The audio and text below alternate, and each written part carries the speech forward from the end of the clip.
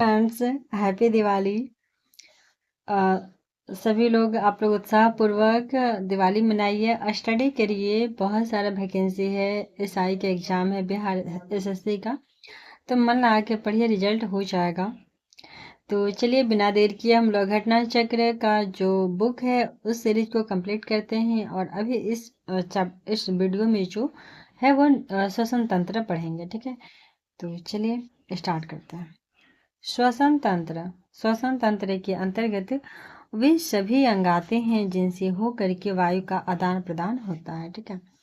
तो सही बात है, श्वसन तंत्र में श्वसन लेंगे जैसे कि नासिका होती है, नोज होती है, नासा मार्ग नसल पैसेज होता है। इसके अलावा ग्रसनी होता है, फेरिंक्स जिसको इंग्लिश में कहते हैं, लैरिंक्स या स्वर यंत्र होती है, ट्रैकिया होती है, ब्रंकाई, ब्रैंकियोल्स और फेफड़े इत्यादि। ये सारे के सारे पार्ट हैं, इन सभी को मिला करके श्वसन तंत्र का निर्माण होता है, ठीक है। तो ये सभी को मिला के मनुष्य के वक्ष गुहा में 2 फेफड़े होते हैं। मनुष्य के वक्ष गुहा में कितने फेफड़े होते हैं? तो 2 फेफड़े होते हैं, ठीक है। जो फुफ्फुसावरण या प्लूरल मेम्ब्रेन द्वारा घिरे होते हैं। तो मनुष्य के वक्ष गुहा में कितने फेफड़े? 2 फेफड़े।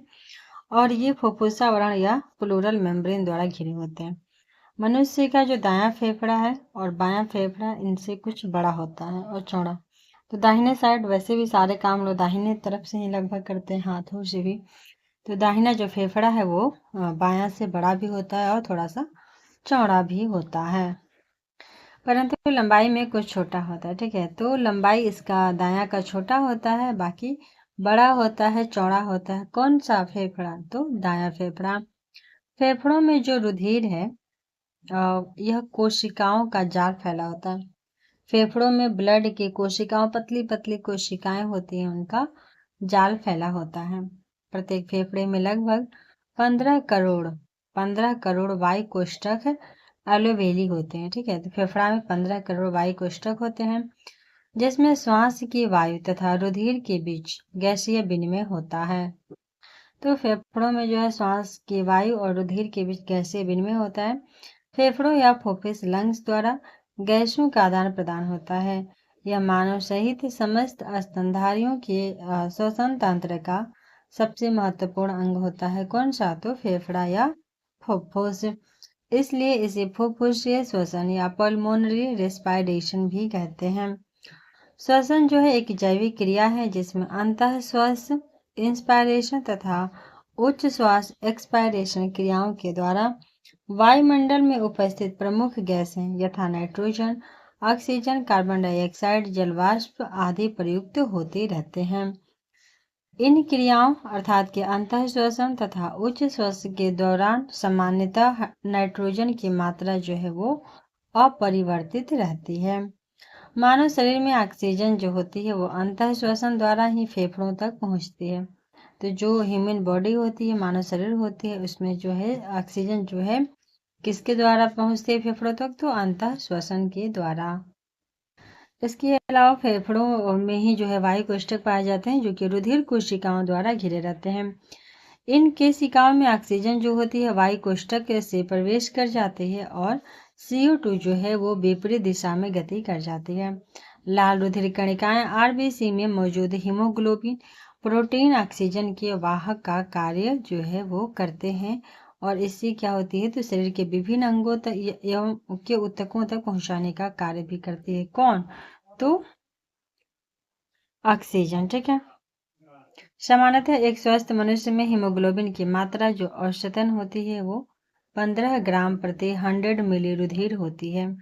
1 ग्राम हीमोग्लोबिन में लगभग 1.3 मिलीग्राम ऑक्सीजन बंधी होती है। तो 15 ग्राम प्रति 100 मिलीलीटर अगर ब्लड है तो उसमें जो है 1 ग्राम हीमोग्लोबिन में 1.34 मिलीग्राम ऑक्सीजन होता है। इस प्रकार 100 मिलीग्राम में जो है वो ऑक्सीजन कितनी होगी? तो 20 मिलीग्राम होगी। तो 100 में 20 मिलीग्राम और 1 ग्राम में 1.34 मिलीग्राम। कार्बन मोनोऑक्साइड का CO का जो कार्बन मोनोऑक्साइड को CO से डिनोट करते हैं। तो CO जो होती है वह हीमोग्लोबिन के प्रति आकर्षण ऑक्सीजन की तुलना में 250 गुना अधिक होता है।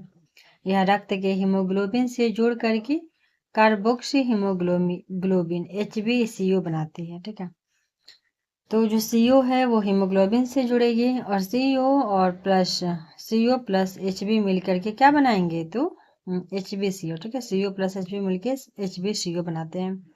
इससे क्या होती है, तो रक्त की ऑक्सीजन जो परिवहन क्षमता है वो कम हो जाती है। इससे रक्त की ऑक्सीजन परिवहन क्षमता कम हो जाती है। रक्त में O2 की सांद्रता में कमी आने से श्वास की गति में क्रमशः बढ़ोतरी होती जाती है। तो अगर ब्लड में ऑक्सीजन की कमी आ जाती है तो क्या होगी, गति बढ़ेगी, क्योंकि हमें ज़्यादा ऑक्सीजन चाहिए। और हमें ज़्यादा अगर ऑक्सीजन चाहिए तो वो कहाँ से मिलेंगे, वो बाहर से मिलेंगे। ठीक है, समुद्र सतह से ज्यों ज्यों हम ऊपर जाएंगे, ठीक है, समुद्र सतह से हम ऊपर बढ़ते जाएंगे, ऊपर बढ़ते बढ़ते मतलब वायुमंडल में ऊपर जा रहे हैं, तो उस समय क्या होगा कि वायुमंडल की जो वायु है उसका संयोजन अर्थात इसमें विभिन्न गैसों की प्रतिशत मात्राएं तो वही रहेंगी, किंतु वायु का जो घनत्व है, डेंसिटी है, वो कम होता जाएगा। अतः पहाड़ों पे शरीर में ऑक्सीजन की कमी अर्थात हाइपोक्सिया के कारण मनुष्य की सांस जो है वो फूलने लगती है, अर्थात श्वसन की दर जो है वो बढ़ जाती है। तो कहने का अर्थ ये है कि रक्त में अगर ऑक्सीजन की सांद्रता कमी होती है तो हम तेजी से सांस लेंगे। तेजी से सांस क्यों लेंगे, क्योंकि हमें ज़्यादा ऑक्सीजन चाहिए। वहीं अगर हम समुद्र से ऊपर जाएंगे तो जो घनत्व होती है वायु की वो कम होते जाती है और ऑक्सीजन भी कम मिलेगा, क्योंकि कम घनत्व है तो ऑक्सीजन कम मिलेगा। तो इसीलिए जब हम पहाड़ पे जाते हैं तो हमारी सांस जो होती है वो फूलने लगती है। ठीक है, तो फर्स्ट क्वेश्चन है कि स्तनधारियों में श्वसन होता है।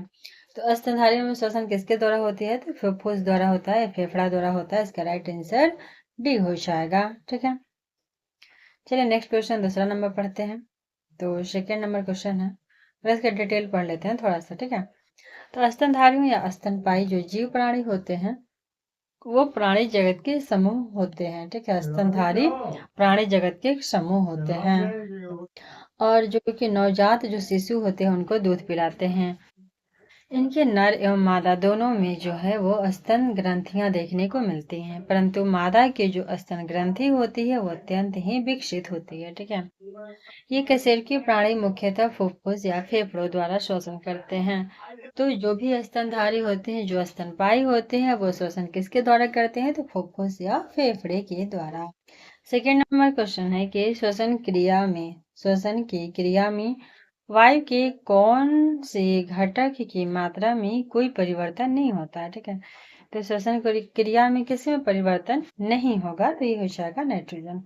बाकी सब में परिवर्तित होती है, कार्बन डाइऑक्साइड भी, ऑक्सीजन, जलवाष्प सभी में परिवर्तन देखने को मिलता है, लेकिन नाइट्रोजन में कोई परिवर्तन नहीं होता। श्वसन क्रिया या रेस्पायरेशन जो होती है एक जैविक क्रिया होती है। ठीक है, रेस्पायरेशन एक जैविक क्रिया है। इसमें अंतः श्वसन इंस्पायरेशन, जब सांस हम अंदर लेते हैं तो उसको क्या कहते हैं, अंदर ग्रहण कर रहे हैं, इंस्पायरेशन। जब छोड़ेंगे उच्च श्वास अर्थात कि एक्सपायरेशन। इन दोनों क्रिया में नाइट्रोजन की मात्रा लगभग अपरिवर्तित रहती है। तीसरा नंबर क्वेश्चन है, मानव शरीर में ऑक्सीजन का अभिगमन होता है किसके द्वारा, मानव शरीर में ऑक्सीजन किसके द्वारा जाता है, तो देखिए इसका राइट आंसर हो जाएगा आपको क्या 2 1 फिर 3। ठीक है, अर्थात कि पहले फुफ्फुस द्वारा, फिर रक्त में और फिर उत्तक के द्वारा। ठीक है, तो से इसका राइट आंसर हो जाएगा। देखिए 97 क्वेश्चन पूछा था। तो मानव शरीर में ऑक्सीजन जो है वो अंतः श्वसन या इंस्पायरेशन या इनहेलेशन द्वारा फेफड़ों या लंग्स तक पहुंचती है। फेफड़ों में ही वायु कोष्ठक पाए जाते हैं जिसको एयर सैक्स कहते हैं। ये रुधिर कोशिकाओं ब्लड कैपिलरीज द्वारा घिरे रहते हैं। कौन, तो वायु कोष्ठक। ठीक है, फेफड़ा का वायु कोष्ठक घिरा रहता है किसके द्वारा, तो ब्लड कैपिलरीज के द्वारा। इन कोशिकाओं में ऑक्सीजन वायु कोष्ठक से प्रवेश कर जाती है तथा CO2 जो है वो विपरीत दिशा में गति कर जाती है।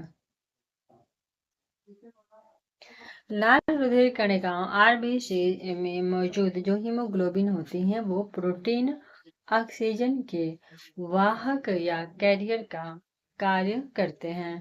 इससे क्या होती है, तो इससे शरीर के विभिन्न अंगों के ऊतकों तक पहुंचने का कार्य भी करता है। तो कौन करता है? RBC, ठीक है। और RBC जो है वो फेफड़ा के वायु कोष्ठक के चारों तरफ घिरा रहता है। जब वायु हम लेते हैं फेफड़ा के वायु कोष्ठक में जाती है, उसके चारों तरफ जो RBC होती है उसमें हीमोग्लोबिन नामक एक प्रोटीन होता है जो ऑक्सीजन को वहां से कैप्चर करता है और सभी शरीर के ऊतक तक ले जाता है, ठीक है। 4 नंबर कह रहा है कि फेफड़ों में गैसीय विनिमय का स्थल है कौन सा? तो फेफड़ों में गैसीय विनिमय होता है एल्वियोली द्वारा, ठीक है। फेफड़ों में गैसीय विनिमय होता है एल्वियोली द्वारा। नेक्स्ट क्वेश्चन है कि एक्सप्लेनेशन पहले देखिए। गैसीय विनिमय के दौरान ऑक्सीजन जो है फेफड़ों से रक्त नली में चली जाती है। उसी समय कार्बन डाइऑक्साइड रक्त से फेफड़ों तक जाती है। यह प्रक्रिया फेफड़े में स्थित एलिवेली एवं सूक्ष्म रक्त वाहिकाओं के नेटवर्क के बीच संपन्न होता है। तो एलिवेली वही जो वायु कोष्ठक होती है फेफड़ों में, और जो सूक्ष्म रक्त वाहिकाएं होती हैं, दोनों के बीच में ये आदान प्रदान की क्रिया संपन्न होती है। जब रक्त में ऑक्सीजन की सांद्रता में कमी आती है तो श्वास की गति क्या होगी? तो इसका राइट आंसर हो जाएगा कि जब रक्त में ऑक्सीजन की सांद्रता में कमी आएगी तो श्वास की गति जो है वो बढ़ जाती है, ठीक है। श्वास की गति जो है वो बढ़ जाती है, ठीक है। तो ऑक्सीजन की सांद्रता कम होगा तो श्वास की गति बढ़ेगी। अब क्यों बढ़ेगी इसका देखिए यहाँ पे। जब रक्त में ऑक्सीजन की सांद्रता में कमी होती है तो श्वास की गति में क्रमशः बढ़ोतरी होती है। जब समुद्र सतह से जो हम ऊपर जाते हैं, वायुमंडल की वायु का संयोजन अर्थात इसमें विभिन्न गैसों की प्रतिशत मात्राएं तो वही रहती हैं, किंतु वायु का घनत्व कम हो जाता है। वायु का घनत्व जो है वो कम हो जाता है। अतः पहाड़ों पे शरीर में ऑक्सीजन की कमी अर्थात हाइपोक्सिया के कारण जो है हमारी सांस जो है वो फूलने लगती है, ठीक है। हाइपोक्सिया के कारण, तो ऊपर जाने पर हाइपोक्सिया होती है, उसके कारण हमारी सांस फूलती है अर्थात सांस दर जो है वो बढ़ जाती है। तो इस प्रकार से अगर ऑक्सीजन की जो हीमोग्लोबिन की मात्रा भी कमेगी तो भी ऑक्सीजन में क्या होगी, उसकी श्वसन दर जो होगी वो बढ़ोतरी हो जाएगी। 6 नंबर क्वेश्चन है कार्बन मोनोऑक्साइड विषाक्तता निम्नलिखित में से किसको मुख्यतः प्रभावित करता है? तो इसका राइट आंसर हो जाएगा रक्त की ऑक्सीजन को वहन करने की क्षमता को, ठीक है। तो जो कार्बन मोनोऑक्साइड है वो रक्त के ऑक्सीजन को वहन करने की क्षमता को जो है वो प्रभावित करता है। कार्बन मोनोऑक्साइड रक्त के हीमोग्लोबिन से जुड़ करके कार्बोक्सी हीमोग्लोबिन अर्थात की HbCO का निर्माण करता है। इससे रक्त की ऑक्सीजन परिवहन क्षमता जो है वो कम हो जाती है। 7 निम्नलिखित में से कौन सा जैव रूपांतरण मानव शरीर को अधिकतम ऊर्जा प्रदान करता है? तो जैव रूपांतरण कौन सा है जो अधिकतम ऊर्जा देगा? तो यहाँ पे हो जाएगा ATP से ADP बनना, ठीक है। 3 अणु से 2 अणु, ADP में 2 अणु और ट्राई यहाँ पे डाई होता है। तो ATP से ADP जाएंगे तो ऊर्जा बहुत ज्यादा निकलेगी। मानव शरीर द्वारा विभिन्न कार्यों को करने के लिए आवश्यक ऊर्जा जो है वो रासायनिक यौगिक एडिनोसिन ट्राइफॉस्फेट ATP का फुल फॉर्म होता है। ATP एडेनोसिन ट्राइफॉस्फेट के विघटन से प्राप्त होती है। ATP की जल अपघटन के फलस्वरूप ATP का रूपांतरण जो है वो ADP अर्थात कि एडेनोसिन डाइफॉस्फेट तथा अकार्बनिक फास्फेट PI में हो जाता है तथा इस प्रक्रिया में ऊर्जा जो है वो भी मुक्त होती है। यह ऊर्जा शरीर के ऊतकों जैसे कि मांसपेशियों द्वारा प्रयोग की जाती है, ठीक है। ATP प्लस H2O, ATP जो है पानी के साथ क्रिया करेगा तो क्या बनाएगा? ADP बनाएगा और फिर PI और एनर्जी, ठीक है। ATP plus water, ADP plus PI plus energy. चलिए नेक्स्ट क्वेश्चन पढ़ते हैं हम लोग। नेक्स्ट क्वेश्चन है कि श्वसन में ऊर्जा उत्पादित होती है। तो श्वसन में ऊर्जा जो है एटीपी के रूप में होता है। कोशिकाओं में ऊर्जा उत्पादन के लिए ऑक्सीकरण विघटन ऑक्सीडेटिव डिग्रेडेशन से संबंधित अर्थात अपचयी अभिक्रियाओं को सम्मिलित रूप से कोशिकीय श्वसन कहते हैं। इस क्रिया के फलस्वरूप ऊर्जा एटीपी के रूप में उत्पादित होता है। ऑक्सीजन की उपस्थिति में ग्लूकोज के कार्बन डाइऑक्साइड एवं जल में ऊर्जा निर्मुक्त होने के साथ ही पूर्ण जो है रूपांतरण होने को क्या कहते हैं? तो इसको क्या कहेंगे? पूर्ण रूपांतरण होने को कहते हैं वायु श्वसन। ठीक है, वायु श्वसन। तो ऑक्सी या वायु श्वसन एरोबिक रेस्पिरेशन की क्रिया में भोज्य पदार्थ ग्लूकोज का पूर्ण ऑक्सीकरण कंप्लीट ऑक्सीडेशन होता है, जिसके परिणाम स्वरूप कार्बन डाइऑक्साइड CO2 तथा जल H2O का निर्माण होता है। इस क्रिया में अधिक मात्रा में ऊर्जा एनर्जी उत्पन्न होती है। 10 नंबर। ठीक है, ग्लूकोज के विखंडन के संदर्भ में कौन सा कथन सही है? तो देखिए, पहला कह रहा है कि कोशिका द्रव्य में जो ग्लूकोज होता है वो 4 कार्बन अणुओं वाले पाइरूवेट में विखंडित होता है, तो ये गलत हो जाएगा। ठीक है, 4 गुना नहीं होता है। सेकंड कह रहा है कि ऑक्सीजन के अभाव में पाइरूवेट लैक्टिक एसिड के रूप में परिवर्तित होता है। तो बिल्कुल, अगर ऑक्सीजन नहीं रहता है तो यह जो पाइरूवेट है ना, ये पाइरूवेट किसमें परिवर्तित हो जाता है? तो लैक्टिक एसिड में। ठीक है, पाइरूवेट लैक्टिक एसिड बन जाता है। ऑक्सीजन की अनुपस्थिति में, अगर ऑक्सीजन साफ है ही नहीं, खत्म है, तब भी पाइरूवेट क्या होता है? CO2 और एथेनॉल के रूप में परिवर्तित होता है। तो ये दोनों का दोनों सही है। ठीक, कोशिकीय श्वसन, जिसको इंग्लिश में सेलुलर रेस्पिरेशन कहते हैं, इसकी प्रक्रिया में कोशिका द्रव्य में ग्लाइकोलिसिस के माध्यम से ग्लूकोज जो है वो 3 कार्बन अणु वाले पाइरूवेट में विखंडित होता है। तो कोशिकीय श्वसन जब होती है, ग्लाइकोलिसिस होती है, तो ग्लूकोज 3 को अणु वाले पाइरूवेट में विखंडित हो जाता है। ऑक्सीजन के अभाव रहेगा तो पाइरूवेट जो है वो मांसपेशियों में लैक्टिक एसिड के रूप में परिवर्तित होता है। वहीं ऑक्सीजन साफ है ही नहीं, यहाँ तो अभाव था ना।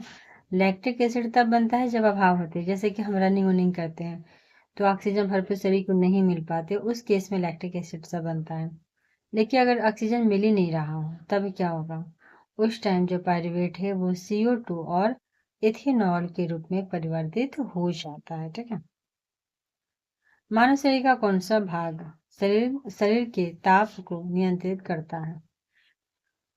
तो यहाँ पे हो जाएगा फेफड़ा। ठीक है, तो फेफड़ा एक प्रमुख श्वसन का अंग है, रेस्पिरेटरी ऑर्गन है जो के शरीर ताप को नियंत्रित रखता है। श्वसन क्रिया के दौरान शरीर के ऊतकों में भोज्य पदार्थ के ऑक्सीकरण ऑक्सीडेशन से जहां एक ओर ऊर्जा उत्पन्न होती है, वहीं दूसरी ओर जलवाष्प वाटर वेपर तथा गैस का शरीर से उच्च श्वसन द्वारा निष्कासन होता है।